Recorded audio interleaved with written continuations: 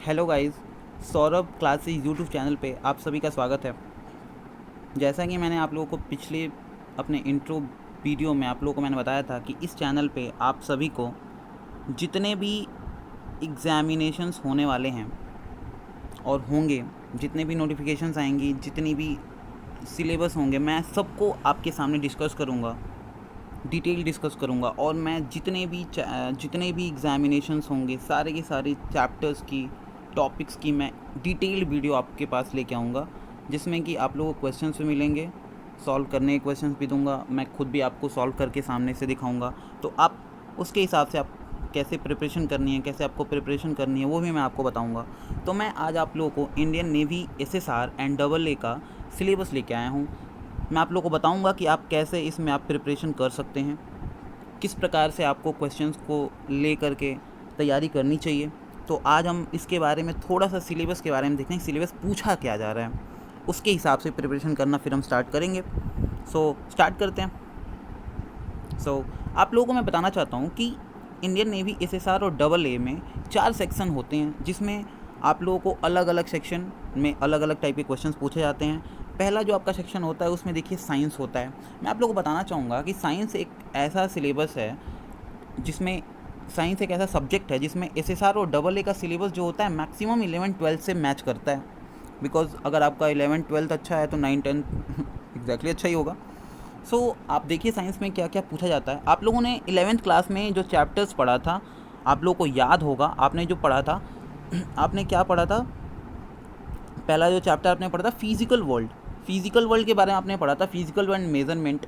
वो आपको यहाँ पे आपको पढ़ना है, फिजिकल वर्ल्ड एंड मेजरमेंट। इसके बाद आपने 11th क्लास में अपने काइनामेटिक्स पढ़ी थी, याद होगा आप लोगों को, तो काइनामेटिक्स भी आप लोगों को पढ़ना है। फिर सिमिलरली आपको लॉज ऑफ मोशन भी पढ़ना है, 11th क्लास में ही था, आप लोगों ने पढ़ा होगा। अगर आप लोगों ने 11th-12th पढ़ी होगी अच्छे से तो ये चैप्टर्स पूरे के पूरे आप लोगों को सामने होंगे। फिर वर्क, एनर्जी एंड पावर भी आप लोगों ने पढ़ा होगा, ये भी आपको आएगा। फिर motion of system of particles and rigid body, ये आपको पढ़ना है। फिर इसके बाद ग्रेविटेशन, ये सारे के सारे 11th क्लास के सिलेबस हैं, आप लोग सबको पता होगा ये बात, ठीक है। तो हमें साइंस में ये चैप्टर्स अच्छे से पढ़ने हैं। मैं आप लोगों को कुछ बताना चाहूँगा कि जितने भी मैंने अभी तक यहाँ पे क्वेश्चन टिक मारे हैं चैप्टर्स पे, इन सारे के सारे चैप्टर्स में आपको न्यूमेरिकल्स में मिलेंगे, आपको थ्योरेटिकल क्वेश्चन में मिलेंगे। तो बहुत सारी चीज़ें होंगी जो हम आगे पढ़ेंगे और बहुत ही एक्साइटेड हूँ मैं पढ़ाने के लिए, और आप लोग में भी एक्साइटेड होंगे पढ़ने के लिए। देखते हैं फिर दूसरा चीज़, mechanics of solid and fluids पढ़ना है। तो मैकेनिक्स ऑफ सॉलिड्स तो पढ़ना ही है, फ्लूइड्स में हमको लिक्विड और गैसेस दोनों पढ़ने होंगे, आपको पता है जैसे कि। फिर हमको हीट थर्मोडायनामिक्स पढ़ना है, थर्मोडायनामिक्स पढ़ना है। फिर ऑक्सीलेशन पढ़ना है, वेव्स पढ़ना है, इलेक्ट्रोस्टैटिक्स पढ़ना है, करंट इलेक्ट्रिसिटी पढ़ना है। तो ये सारा का सारा साइंस का सिलेबस है। आप लोग देखिए बहुत ब्रॉड सिलेबस है, इतना छोटा सिलेबस नहीं है जैसे कि आप ऐसे ही ऊपर ऊपर पढ़ के चले जाएंगे और आप आराम से इस सेक्शन में पास आउट हो जाएंगे, तो ऐसा मे बी पॉसिबल नहीं होगा, ठीक है। तो फिर हम देखते हैं आगे कौन कौन सा आपका चैप्टर आने वाला है। मैग्नेटिक इफेक्ट ऑफ करंट भी आएगा और मैग्नेटिक इफेक्ट ऑफ मैग्नेटिज्म भी आएगा। आप लोगों को पता है ये दोनों अलग अलग चैप्टर्स हैं, आप लोगों को देखना पड़ेगा अच्छे से। फिर इलेक्ट्रोमैग्नेटिक इंडक्शन पढ़ना है आप लोगों को। फिर अल्टरनेटिंग करंट पढ़ना है आप लोगों को पता है, आप लोगों ने 12th क्लास में ये पढ़ा था, ठीक है। इसके बाद आप लोगों को इलेक्ट्रोमैग्नेटिक वेव्स भी पढ़ना होगा। तो अच्छा पूरा का पूरा सिलेबस आप लोगों ने अगर 11th-12th अच्छे से पढ़ा होगा तो आप लोगों को पता होगा कि ये बहुत आप लोगों के लिए बहुत ज़्यादा ब्रॉड सिलेबस नहीं है, बट जिन्होंने बिट्स एंड पीसेस में पढ़ा होगा उनके लिए थोड़ा ये ब्रॉड सिलेबस होगा। हम देखेंगे आगे चल के कैसे पढ़ना है, किस प्रकार के क्वेश्चंस आते हैं, प्रीवियस ईयर क्वेश्चंस क्या होते हैं, सारी की सारी चीज़ें हम पढ़ेंगे और देखेंगे। फिर देखते हैं आगे साइंस में क्या होता है। ऑप्टिक्स पढ़ना आप लोगों को पूरा का पूरा। फिर ड्यूल नेचर ऑफ मैटर पढ़ना है, ड्यूल नेचर ऑफ मैटर आप लोगों ने पढ़ा होगा, आप लोगों को पता है 12th क्लास में। फिर एंड रेडिएशंस पढ़नी है। फिर इसके बाद हम थोड़े मॉडर्न फिजिक्स में आ जाएंगे, तो एटॉमिक न्यूक्लियस पढ़ना है, सॉलिड पढ़ना है एंड सेमी कंडक्टर पढ़ना है, डिवाइसेस पढ़नी है, प्रिंसिपल ऑफ कम्युनिकेशन पढ़ना है। ये सारे सारे मॉडर्न फिजिक्स में आते हैं, आप लोगों को सबको पता है। ये तो बात होगी आपकी फ़िज़िक्स की। आप लोगों को पता है कि साइंस में जो आपका पूरा का पूरा जो सिलेबस होता है, साइंस का जो आपका पूरा का पूरा सिलेबस होता है उसमें आपको फिजिक्स एंड केमिस्ट्री आता है, बायोलॉजी नहीं आता, पूरा का पूरा कुछ भी नहीं आता बायोलॉजी में। तो केमिस्ट्री में भी बहुत कम आता है, बहुत ज़्यादा नहीं पूछता हो केमिस्ट्री से, फिजिक्स से बहुत ज़्यादा क्वेश्चन पूछता है। तो हम यहाँ पे देखना चाहेंगे कि फिजिक्स में अब केमिस्ट्री में आप लोगों को क्या क्या पूछ रहा है। तो देखिए केमिस्ट्री में आप लोगों का आप लोग 9th क्लास से पढ़ना स्टार्ट करते हो, मेटल एंड नॉन मेटल्स पढ़ना आप लोग को पढ़ना, ये चैप्टर्स को आपको अच्छे से पढ़ना है। फिर ऑर्गेनिक केमिस्ट्री, ये भी आप लोगों ने पढ़ा हुआ है। फिर आपको पढ़ना फूड आप लोगों को पता है, फूड चैप्टर्स पढ़ा है आप लोगों ने साइंस क्लास में 9th-10th में पढ़ा है पूरा अच्छे से। न्यूट्रिशन एंड हेल्थ पढ़ा है आप लोग 9th-10th में ही पढ़ा है इस चैप्टर को, ठीक है। फिर ह्यूमन डिजीज़ पढ़ना है हमको, फिर कंप्यूटर साइंस पढ़ना है हमको। तो ये सारी की सारी चीज़ें हैं जो आपको साइंस के पूरे सिलेबस में आप लोगों को पढ़ना है। और मुझे जान के ये बहुत खुशी होगी कि अगर आप लोग ये पूरा का पूरा चैप्टर्स मेरे से डिटेल्ड पढ़ना चाहोगे, फिर आप लोगों को मैं क्वेश्चंस जो प्रीवियस एग्ज़ाम्स में क्वेश्चंस आते हैं मैं वो आप लोगों को क्वेश्चंस दूंगा। ऐसा नहीं है, मैं खुद भी करूँगा, आप लोगों से करवाऊँगा, ठीक है।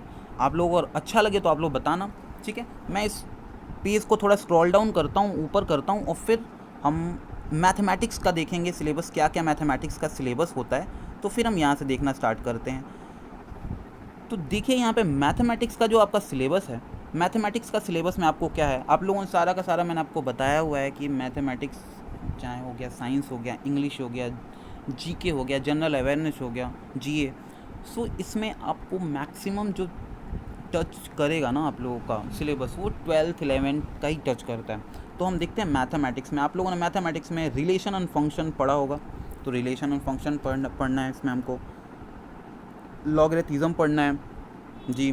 Complex number, very important, complex number maximum अच्छे क्वेश्चंस आते हैं कॉम्प्लेक्स नंबर से, तो ये हमको ये पढ़ना है। फिर क्वाड्रेटिक इक्वेशन पढ़ना है, इजी चैप्टर आप लोगों के लिए। सीक्वेंस एंड सीरीज़ पढ़नी है, सीरीज़ आप लोगों ने पढ़ी होगी।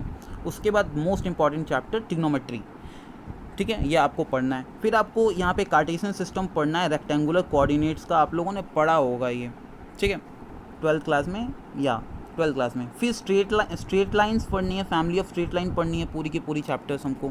फिर इसके बाद आपको थोड़ी बहुत कोऑर्डिनेट में सर्कल्स पढ़ना है, कॉनिक सेक्शंस पढ़ने हैं। उसके बाद परमुटेशन कॉम्बिनेशन एक आध क्वेश्चंस आते हैं, पक्का आएंगे क्वेश्चंस, वेक्टर्स से क्वेश्चंस आते हैं, क्योंकि आपको वेक्टर्स आएगा तभी आपको मैट्रिसेस और डिटर्मिनेंट्स भी आएंगी थोड़ी बहुत। फिजिक्स में भी इसका बहुत ज़्यादा यूज़ होता है, ठीक है। फिर एक्सपोनेंशियल एंड लॉगरिथम सीरीज़ पढ़नी है आप लोगों को। फिर सेट एंड सेट थ्योरी पढ़नी है आप लोगों को, ये आप लोगों का सबसे फेवरेट टॉपिक है सेट एंड सेट थ्योरी, तो हम पढ़ना चाहेंगे। फिर स्टैटिस्टिक्स में भी कुछ चीज़ें आती हैं जो हमको पढ़नी पड़ेंगी, थोड़ा बहुत आता है, बहुत ज़्यादा नहीं आता, बस एक क्वेश्चन में भी आ सकता है। फिर हमको 3 डायमेंशनल ज्योमेट्री पढ़नी है, ये जी बहुत इंपॉर्टेंट चैप्टर है, इसमें से आता ही आता है एग्ज़ाम में। प्रोबेबिलिटी से 2 क्वेश्चन, एक क्वेश्चन पूछेगा ही आपको। फंक्शन से आ जाता है, लिमिट्स एंड कंटिन्यूटी से एक क्वेश्चन पक्का है, गारंटीड है एक क्वेश्चन लिमिट से, तो आप लोग को इसको भी पढ़ना है। फिर आपका जो फेवरेट टॉपिक है डिफरेंशिएशन, जी डिफरेंशिएशन से आपको 3 क्वेश्चन तो मैक्सिमम मिलते हैं। फिर एप्लीकेशन ऑफ डेरिवेटिव से भी एक मिल सकते हैं। उसके बाद आते हैं इनडेफिनिट इंटीग्रल्स, हाँ जी, तो इनडेफिनिट इंटीग्रल्स आपको पता है 2 से 3 क्वेश्चंस आपको यहाँ पे बन सकते हैं, है ना। फिर इसके बाद बायनोमियल थ्योरम हो गया, 1 क्वेश्चन 2 क्वेश्चन मैक्सिमम बन सकते हैं। मैट्रिसेस डिटर्मिनेंट्स से 2 क्वेश्चन मैक्सिमम बन जाते हैं।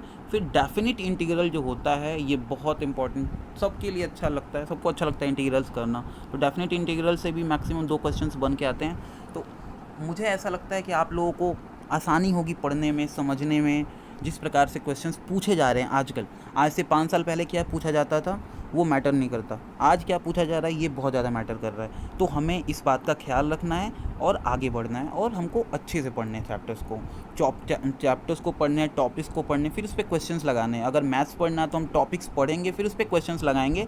इसी तरह अगर हम साइंस पढ़ रहे हैं तो साइंस पढ़ेंगे, हम टॉपिक्स पढ़ेंगे, फिर उस पर न्यूमेरिकल लगाएंगे। सो हमारा मैथ्स तो अब ख़त्म हो गया, अब हम आगे बढ़ते हैं और इंग्लिश पे थोड़ा देखते हैं। मैं इसको स्क्रॉल डाउन कर रहा हूँ, आप लोग देख लीजिएगा पूरा का पूरा। मैं इंग्लिश पे थोड़ा सा हम फोकस कर रहे हैं। यहाँ पे इंग्लिश में क्या पूछी जाती है, देखिए आप लोगों का सबका फेवरेट होता है इंग्लिश, तो इंग्लिश के बारे में थोड़ा सा हम बात करते हैं और इंग्लिश में क्या पूछा जाता है वो हम देखते हैं। यहाँ पे पहले देखिए आप लोगों को पैसेज, अनसीन पैसेज पूछे जाते हैं और उसमें से आप लोगों को बताना होता है, उसमें से आंसर निकाल के आपको आंसर भरने होते हैं। फिर प्रेपोजिशन, आप लोगों को बहुत अच्छे से पढ़ाऊंगा मैं प्रेपोजिशन। फिर उसके बाद करेक्शन ऑफ सेंटेंसेस गलत दिया होगा, आपको उसको करेक्ट करना पड़ेगा, गलत सेंटेंस को सही करना पड़ेगा। फिर आपको उसके बाद जो हमको आगे बढ़ना है उसमें है कि चेंज एक्टिव टू पैसिव और पैसिव टू एक्टिव। एक बात ध्यान रखिएगा, इसमें एक्टिव से पैसिव में भी चेंज करना होता है और पैसिव से एक्टिव में भी चेंज करना होता है। और मैं आप लोगों को बता रहा हूँ कि इसमें 3 से 4 क्वेश्चन तो पूछे ही जाते हैं, गारंटीड पूछे जाते हैं, आप लोगों को पता हो या ना हो, मैं बता रहा हूँ कि 3 से 4 क्वेश्चन पूछे जाते हैं। फिर इसके बाद आता है चेंज डायरेक्ट टू इनडायरेक्ट और इनडायरेक्ट टू डायरेक्ट। इससे भी आप लोगों को बता रहा हूँ मैं, देखिएगा ध्यान से देखिएगा, इसको डायरेक्ट से इनडायरेक्ट में भी चेंज करना है और इनडायरेक्ट से डायरेक्ट में भी चेंज करना है, और इसमें से भी आपको 3 से 4 क्वेश्चन पूछे जाते हैं। तो आप लोगों को बहुत अच्छे से पैसिव वॉइस, इनडायरेक्ट और डायरेक्ट पढ़ना है। मैं आप लोग को एक एक टॉपिक बताऊंगा, प्रेपोजिशन पढ़ाऊंगा, करेक्शन ऑफ सेंटेंसेस कैसे होते हैं, फिर मैं आपको वर्ब्स बताऊंगा। वर्ब्स पढ़ने के बाद आपको जो फेवरेट आप लोगों ने, वर्ब्स सबके लिए अच्छा ही होता है, आसान टॉपिक है। फिर टेंसेज पढ़ने हैं हमको, टेंसेज सारे के सारे।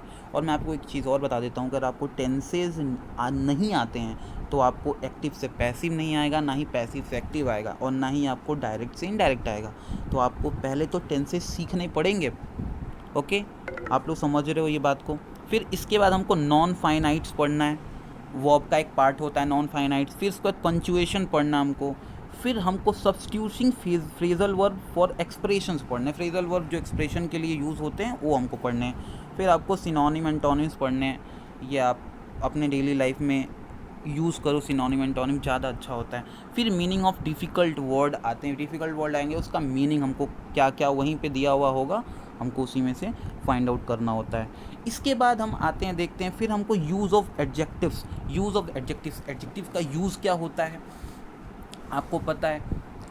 सी इज़ ब्यूटीफुल गर्ल, जहाँ पे ब्यूटीफुल है वो गर्ल की क्या बता रहा है, विशेषता बता रहा है। तो वहाँ पे यूज़ ऑफ एडजेक्टिव को हमको कैसे पढ़ना है, हम जब मैं आप लोगों को क्लासेस दूंगा, डिटेल क्लासेस दूंगा, तो आप लोगों को बताऊंगा कि यूज़ ऑफ एडजेक्टिव्स होते क्या हैं।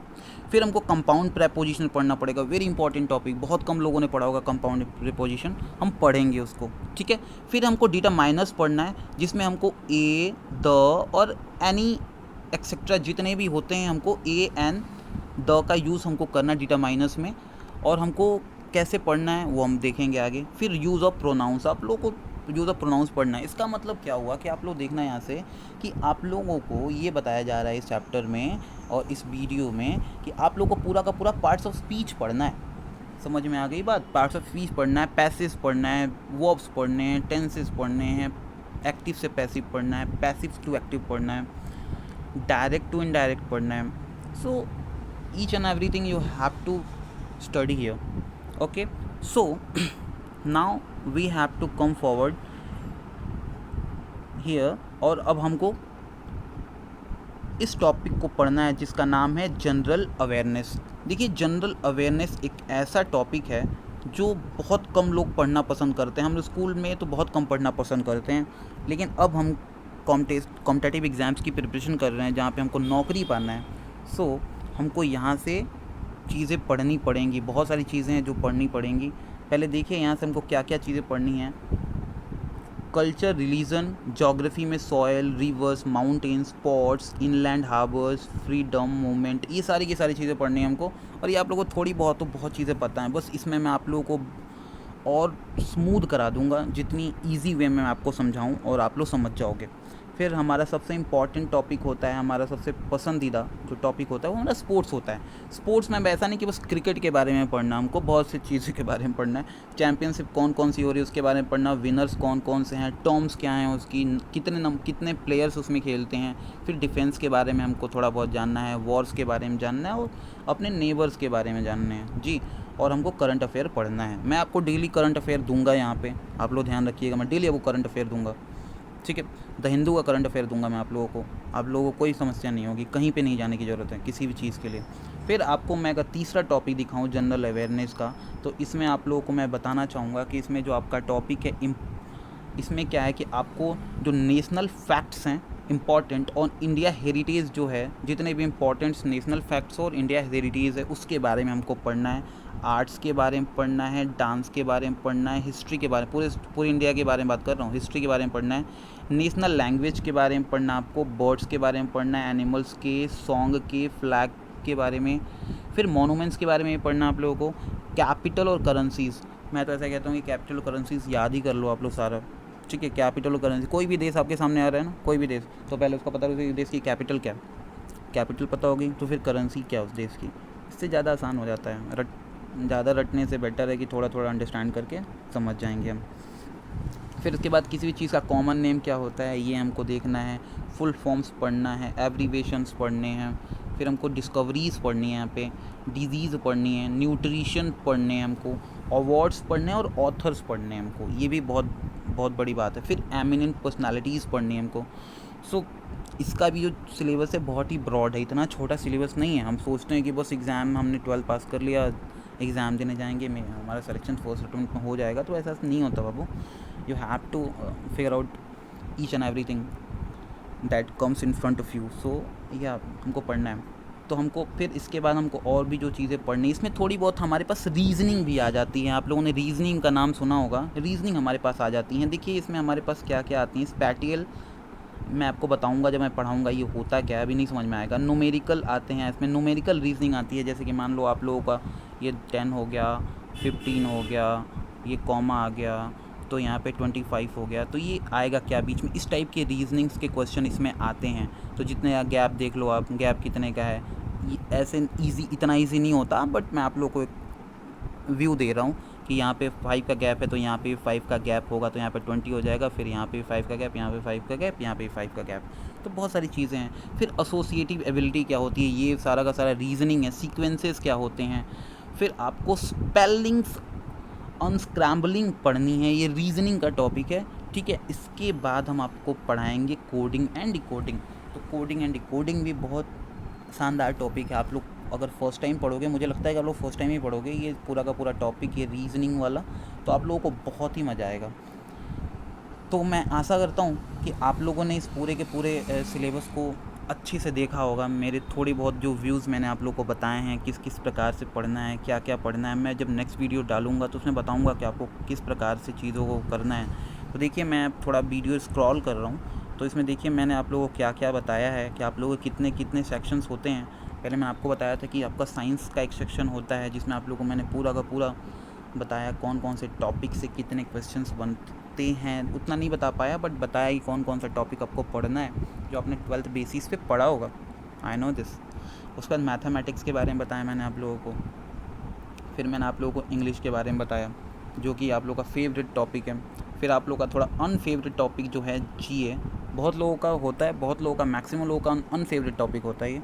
तो इस पे आप लोगों को बहुत सारी मेहनत करनी पड़ेगी, क्योंकि आप लोगों को पता है कि आप लोगों की इंग्लिश, मैथ्स और साइंस आप लोग पढ़ के आए हो, अभी भी ताज़ा पढ़ के आए हो 12th से। सो आप लोगों के लिए बहुत ज़्यादा अच्छा होगा।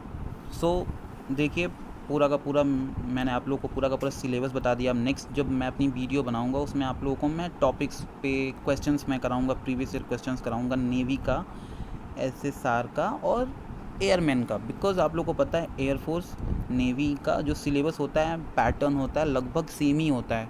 अगर चैप्टर सेम होंगे तो सेम क्वेश्चंस ही बन के आएंगे। थोड़े थोड़े डिफरेंट हो सकते हैं, क्वेश्चन तो डिफरेंट होंगे, बट लेवल ऑफ डिफ़िकल्टी तो सेम ही होती है दोनों में, ठीक है। तो हम दोनों की जो क्लासेस करेंगे वो कंबाइन क्लासेस करेंगे, ठीक है। सो धन्यवाद। अगर आप लोगों को ये वीडियो अच्छा लगा हो तो चैनल को सब्सक्राइब करिए, वीडियो को लाइक करिए और ज़्यादा से ज़्यादा शेयर करिए। ओके, तो ठीक है, फिर जय हिंद, जय भारत।